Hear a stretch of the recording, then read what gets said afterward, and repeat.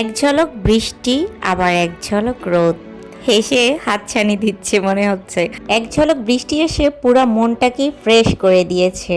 আর অমনি ঘুরতে চলে যাচ্ছি, আর সাথে তো আজকে আপনাদের সাথে আমার রুম ট্যুরটাও করব, আমার নতুন বাসার সাথে সবাইকে পরিচিত করিয়ে দিব।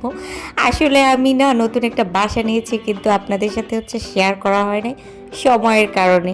যাই হোক, আসসালামু আলাইকুম এভরিওয়ান, সবাই কেমন আছেন, কি অবস্থা সবার। একদম ঘুম থেকে উঠে তাড়াতাড়ি করে একটু দুধ চা বানিয়ে নিলাম।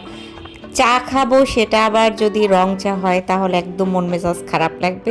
যাই হোক, দুধ চা খাওয়ার পরে আমি নিজে একটু রেডি সেডি হয়ে নিলাম। আজকে হচ্ছে আমি এক জায়গায় বের হব, তো বের হওয়ার আগে হচ্ছে আপনাদের সাথে আমার নিজের পার্সোনাল রুমটা একটু শেয়ার করতেছি। মানে রুম ট্যুর।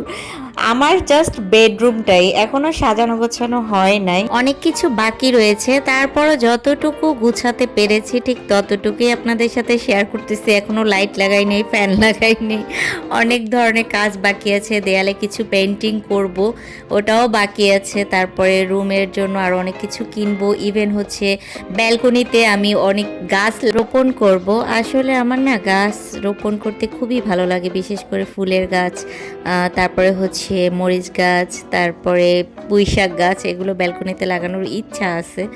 যাই হোক, এই হচ্ছে আমার ব্যালকনি। এখন আটকিয়ে গেলাম, আমি এখন বাসা থেকে বের হব আর কি, এক জায়গায় যাব। আর আজকে কোথায় যাচ্ছি বা কোথায় যাব সেটা হচ্ছে অন্য একটা ব্লগে আপনাদের সাথে শেয়ার করব। আমি না বাসায় বসে রুমে থাকতে থাকতে একদমই জানালার কাছেও যাই না, ব্যালকনিতেও যাই না, তাই জানতেও পারি না কখন বৃষ্টি হয় আর কখন রোদ। তো নিচে নামার পরে দেখতেছি রাস্তায় বের হয়ে যে ওমা, এ তো বৃষ্টি হয়েছে বাহিরে প্রচুর পরিমাণে, কিন্তু কখন হইলো সেটাই জানি না। আসলে কি রুমের ভিতরে থাকতে থাকতে সবসময় আবার আর কারোর বাসায়ও যেতে মন চায় না, বা ব্যালকনিতেও যেতে মন চায় না, বা রাস্তায়ও অহেতুক ঘোরাঘুরিও ভালো লাগে না। আমি হচ্ছে কাজ থাকলে দেন বের হই, না হলে আমি বের হই না এই টাইপ। বৃষ্টি হচ্ছে সকাল, জানি পরিমাণে।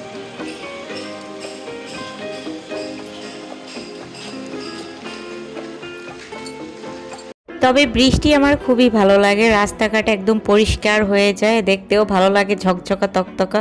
আর আমি এমনিতেও ছোটবেলা থেকে খুবই পরিষ্কার পরিচ্ছন্ন, মানে বলতে পারেন এক প্রকার একটু বেশি পরিষ্কার পরিচ্ছন্ন। মানে নোংরা জিনিস একদমই আমার ভালো লাগে না, আর নোংরামি যারা করে তাদেরকে তো আমার একদম ভালো লাগে না, যারা অপরিষ্কার। যাই হোক, এই যে গাছ থেকে কত সুন্দর টিপ টিপ করে বৃষ্টি পড়তেছে, আমার যে কি ভালো লাগতেছে। এই পেন্টিংটা কেমন হয়েছে আগে বলেন, সুন্দর না? এটা আমি আমার রুমের জন্য করবো ইনশাল্লাহ।